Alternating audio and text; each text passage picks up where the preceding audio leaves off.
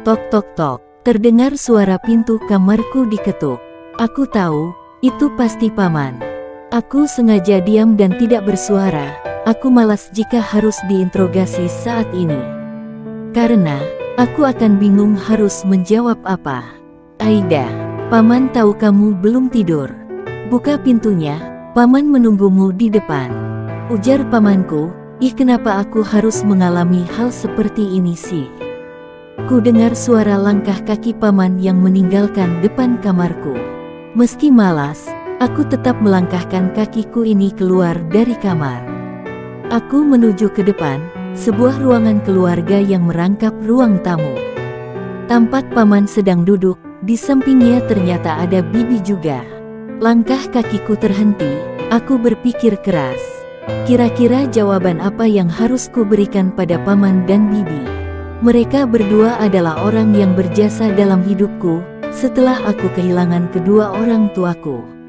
Mereka yang sudah mengurusku sejak kecil. Aida, kemarilah. Pekik paman dengan suara yang agak keras, mungkin kesal padaku. Karena, aku tiba-tiba akan dilamar besok. Andai mereka tahu, kalau aku juga sedang kebingungan saat ini. Aku melangkahkan kaki ini menuju ke dekat mereka. Lalu duduk di seberang tempat mereka duduk.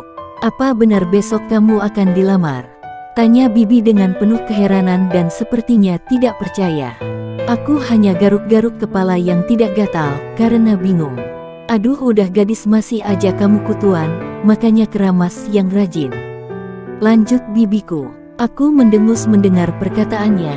Aku nggak kutuan bi. Kesalku, sambil mengerucutkan bibir. Lalu kenapa kamu garuk-garuk kepala begitu? Tanya bibi heran sepertinya. Aku menatapnya malas. Aku bingung dengan pertanyaan bibi, jawabku jujur. Loh kok bingung? Seharusnya kamu kan yang paling tahu. Bibi melotot padaku. Aku makin bingung harus menjawab apa. Bukankah besok kamu akan dilamar? Nah, kalau sekarang paman yang bertanya. Gak, orang itu ngadi-ngadi. Jawabku cepat. Apa? Paman dan bibi komapak berteriak heboh. Ish, segitunya ya. Pakai teriak segala, ujarku malas. Kamu jangan bercanda. Ini masalah lamaran, lalu pernikahan. Jadi bukan main-main, ucap pamanku dengan nada jengkel sepertinya. Tapi aku serius paman, aku sama sekali tidak kenal dengan orang yang namanya Azam itu. Jawabku frustasi. Saking frustasinya aku sampai menjambaki rambut boneka Barbie yang tergeletak di sampingku. Jangan kamu rusak rambut boneka itu, nanti Nena bisa marah. Ujar bibiku, sambil menghampiriku dan merebut boneka Barbie itu dari tanganku.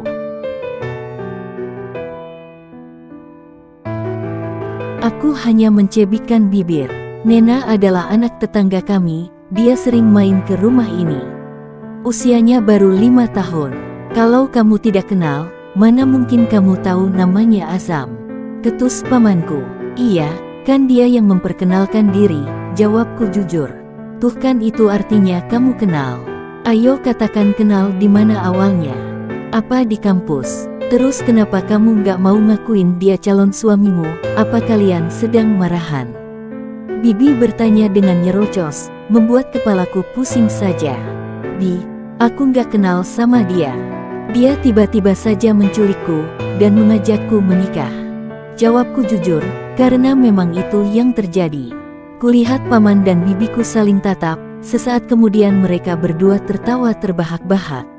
Membuatku jadi bingung saja tingkah mereka, udah pada tua juga. Astagfirullah, aku langsung istighfar karena sudah mengatai paman dan bibiku sendiri.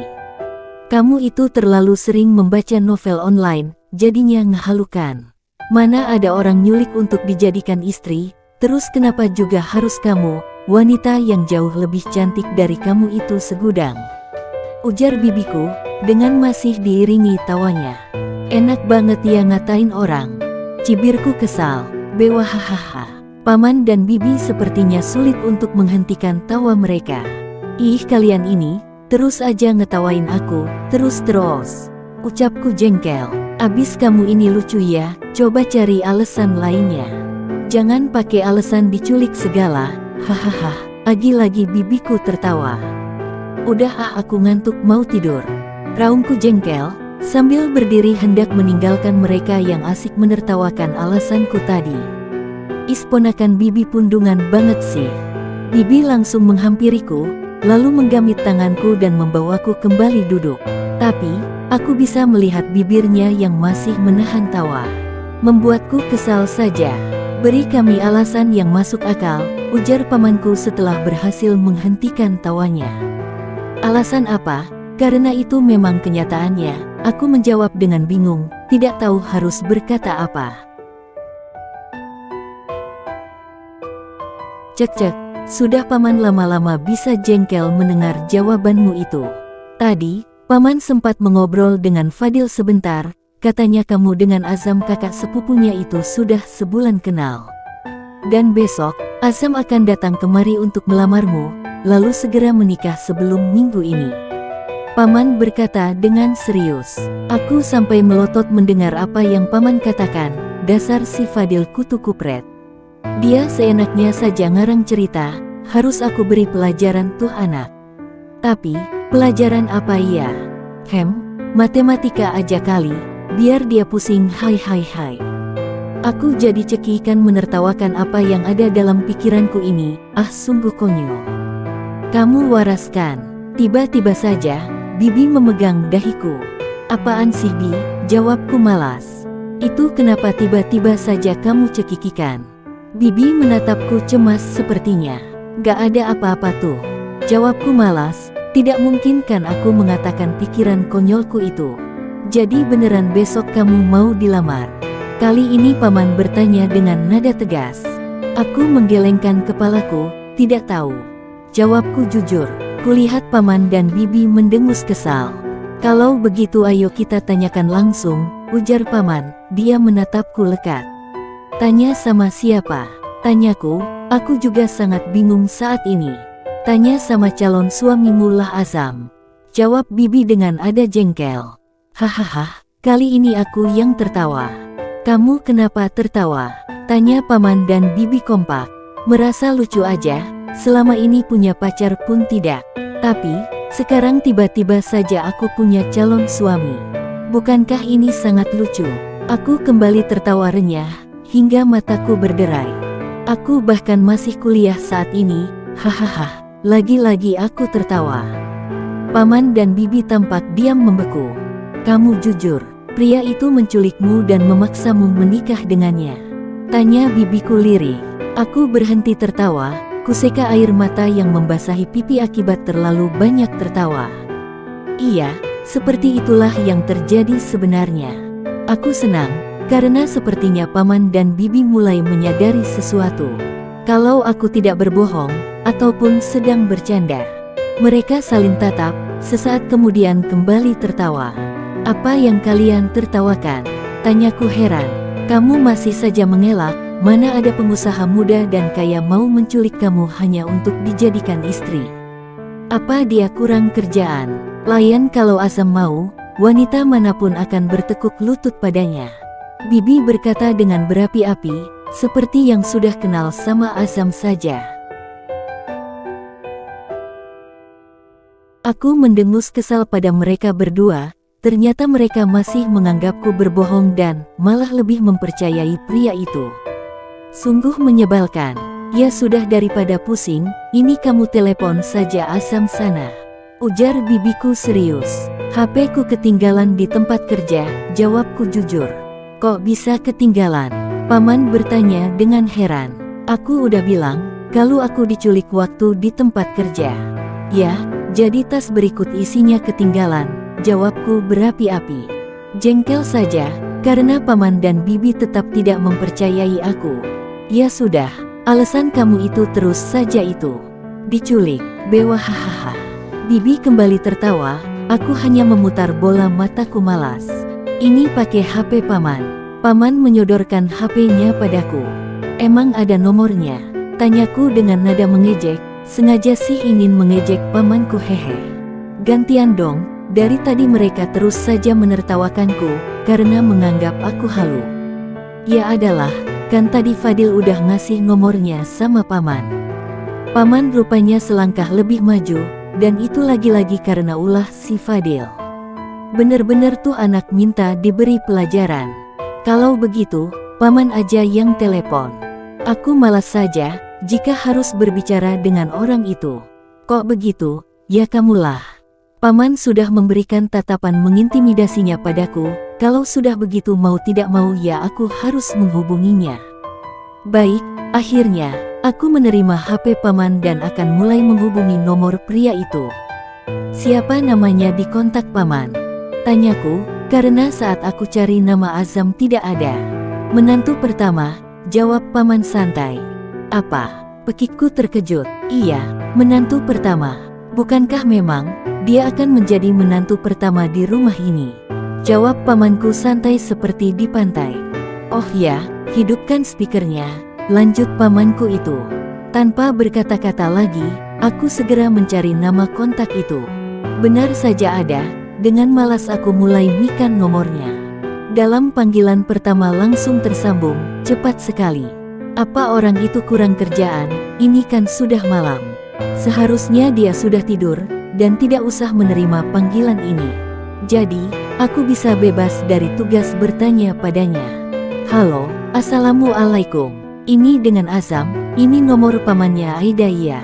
Aku sampai membulatkan mulut, tak percaya saja, pria datar dan dingin itu bisa bicara dengan lembut dan begitu sopannya. Ah, dia pasti sedang berakting.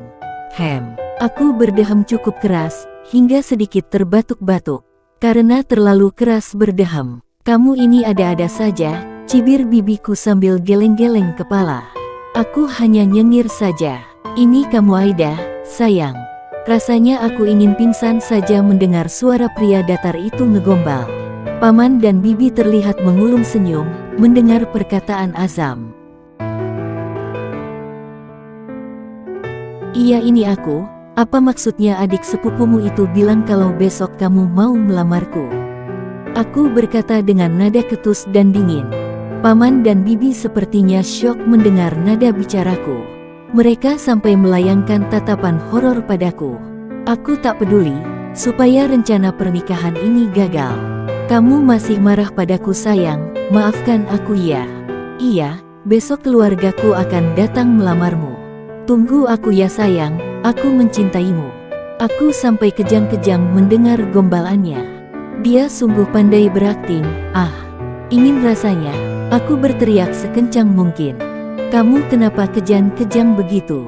Pasti senang ya digombalin, tanya bibiku dengan enahan tawanya. Bu bukan begitu Bi, aduh aku jadi malukan.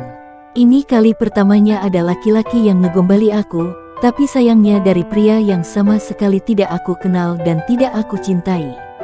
Sayang kamu kenapa? Terdengar nada khawatir dari seberang sana, aku sampai lupa kalau telepon masih tersambung. Gak apa-apa, ketusku. Siapa bilang aku mau dilamar kamu, apalagi dinikahi? Jawabku masih ketus dan judes. Tapi sayang kita harus menikah secepatnya, apalagi kita sudah berduaan di hotel. Aku tak percaya, dia mengatakan hal ini. Paman dan bibi tampak menatapku dengan tatapan kecewa dan marah sepertinya. Ini tidak seperti yang kalian bayangkan, kami memang di hotel berdua. Tapi, kami tidak melakukan apapun, ujarku panik. Paman merebut HP-nya, datanglah besok, kami akan menunggumu beserta keluarga, ujar paman. Lalu paman berbicara dengan Azam si pria pemaksa dan sok kuasa itu, tapi aku tidak tahu apa yang mereka bicarakan. Karena, paman pergi ke kamarnya, dan bicara di sana. Bi, aku ujarku pelan. Tapi, bibi menyela perkataanku. Tidurlah sudah malam, kamu sudah dewasa sekarang. Sebentar lagi, kamu akan menikah. Jadilah istri yang baik dan bisa menjaga kehormatan suamimu. Bibi mengelus kepalaku dengan lembut, dan mengecup puncak kepalaku. Lalu dia pergi, meninggalkanku sendirian di sini. Aku sadar, paman dan bibi sepertinya kecewa mendengar aku ke hotel. Apalagi, kalau mereka tahu, aku kerja di klub malam. tempat di mana banyak orang dugem dan minum minuman haram. Mereka pasti akan semakin kecewa padaku. Selama ini mereka taunya, aku bekerja di kafe, maafkan aku, paman dan bibi. Aku pun segera masuk ke dalam kamarku. Kubaringkan tubuh ini di atas tempat tidur, hingga aku mengantuk dan akhirnya tidak sanggup lagi menahan gelayut manja sang kantuk.